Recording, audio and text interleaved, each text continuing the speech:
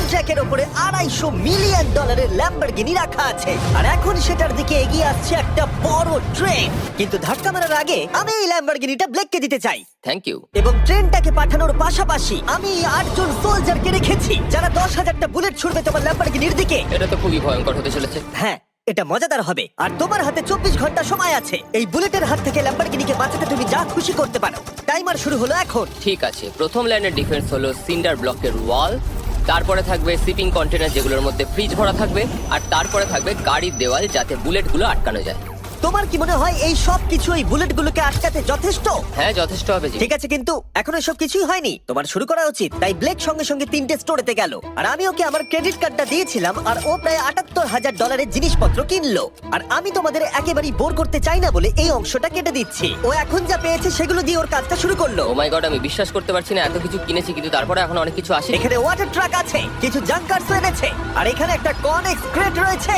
ও তো অনেক জিনিস নিয়ে এসেছে। এটা একটা পাগলামি। ওই মেশিন গান ধরে থাকা লোকগুলোকে নিয়ে ভয় পেও না, ধরে না ওরা ওখানে নেই। হ্যাঁ, সত্যি কথা বলতে আমি নিজেও জানি না ওরা ওখানে কি করছে। 5 ঘন্টা কেটে গেছে আর ও একদম সামনে স্টোরেজ কন্টেনারটা রাখছে 10,000 বুলেটের এগেইনস্টে। এই তো খুব ভালো, খুব ভালো। আরেকটু। তোমার কি মনে হয় শিপিং কন্টেনারগুলো বুলেটগুলোকে আটকে দেবে? একদমই নয়। তাহলে ও বিপদের মধ্যে আছে। হ্যাঁ, খুবই খারাপ হতে চলেছে। 6 ঘন্টা কেটে গেছে। তোমার কাজ এখন কেমন চলছে? খুব ভালো চলছে। তুমি শিওর? যতক্ষণ না কন্টেনারটা নামছিল আমি শিওর হতে আচ্ছা। পারছিলাম না, কিন্তু এখন আমি শিওর। আমি ওদেরকে জিজ্ঞাসা করলাম এগুলো কি বুলেটকে আটকাতে পারবে, আর ওরা বলল না।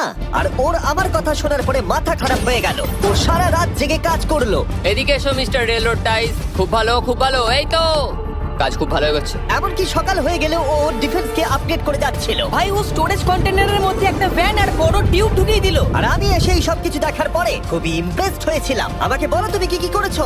আমি সামনে অনেক কংক্রিট রেখেছি আর সব থেকে লম্বা ওয়ালটা মাঝখানে করেছি যাতে মেশিন গানের গুলিগুলো আটকানো যায়, কারণ ওগুলো খুব ভয়ঙ্কর। স্টোরেজ কন্টেনারে গাড়ি আর অনেকগুলো জলের ড্রাম রেখে দিয়েছি। আর তোমরা যদি এই দিকে আসো তোমরা দেখতে পাবে ও ল্যাম্বরগিনিটা এখানে রাখা আছে সবকিছুর মাঝখানে। একদম ঠিক, খুব সুন্দরভাবে। তোমার কি মনে হয় এই সব কিছু বুলেটগুলোকে আটকাতে পারবে?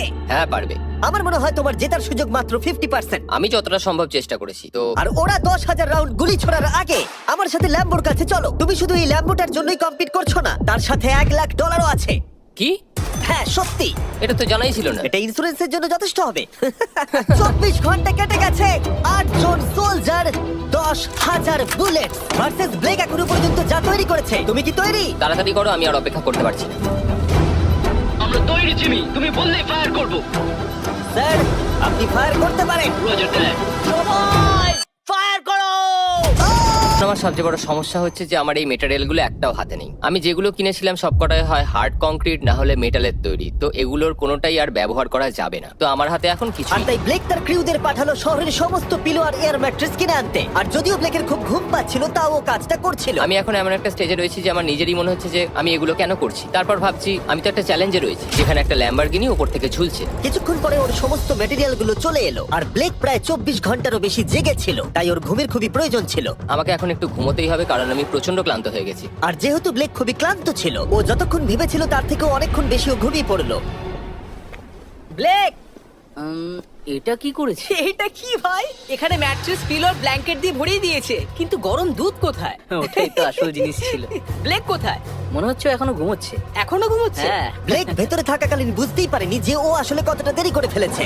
ওটা তো ব্লেকের ট্রাক আসছে। আরে আমাদের অনেক কাজ বাকি, চলো। চলো ভাই, দেখা যাক প্রস্তুতি কত দূরে এগোলো। ও, এই বাউন্সি হাউসটা তো একটা বড় বক্সের মতো কাজ করছে। তো আমি এখন এটাকে ঠিক মাঝখানে রাখবো আর হাওয়া দিয়ে ফুলিয়ে দেবো। মাত্র 4.5 ঘন্টার বাকি আছে, কিন্তু এখনো তেমন কিছুই প্রস্তুতি হয়নি। আমার মনে হয় না 10%-এর বেশি চান্স আছে ওই ল্যাম্বরগিনিটাকে বাঁচাবার। আর যদিও এটা করতে পারে তাহলে মনে হয় না ট্রেনটাকেও আটকাতে পারবে।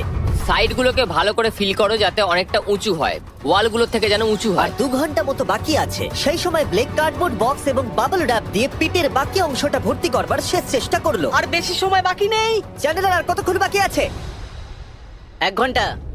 বেশি সময় নেই। আমার কাছে এখন একটু বাবল র্যাপ বেঁচে গেছে, তা আমি ভাবছি আমি ওপরে উঠে গাড়িটাকে ভালো করে বাবল র্যাপ দিয়ে জড়িয়ে দেবো, তাহলেই হয়ে যাবে। এটা নিশ্চয়ই কাজ করবে। ব্লেক ওর বাকি সময়টা যায়। এটা খেয়ে তোমাদের কেমন লাগলো সেটা অবশ্যই জানিও। কিন্তু যাই হোক, তোমার কাছে আছে 3টে বাউন্সি ক্যাসেল, 150টা ম্যাট্রেস, কতগুলো পিলো আছে? 150টা। 150টা পিলো আর 2000 কার্ডবোর্ড বক্স। এগুলো কি ল্যাম্বরগিনিকে বাঁচাতে পারবে? হ্যাঁ হ্যাঁ। দুবার হ্যাঁ বললো। ঠিক আছে। 24 ঘন্টা কাজ করার পর এবার সময় এসেছে এটাকে নিচে ফেলার। 3, 2, 1